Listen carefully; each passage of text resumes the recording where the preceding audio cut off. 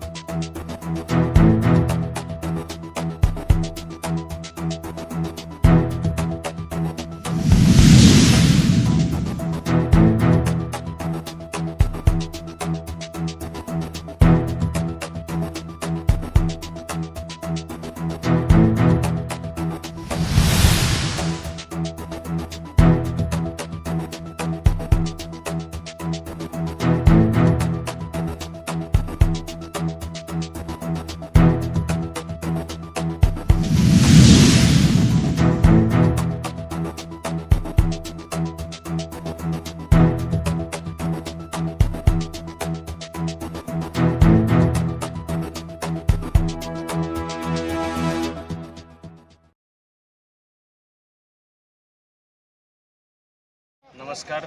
आज international coastal cleanup day निमित्ते ICGS Pipava द्वारा आयोजित जो कार्यक्रम હતો તેમાં आईसीजीएसની પૂરી ટીમ, ડૉક્ટર ટીમ, પોલીસના માણસો, એનસીસી તથા સ્કૂલના બાળકો બધાએ મળીને માત્ર 7:30 થી 9:30 સુધીના કાર્યક્રમમાં આખો બીચ, સરકેશ્વર બીચ વ્યવસ્થિત ક્લીન કર્યો છે।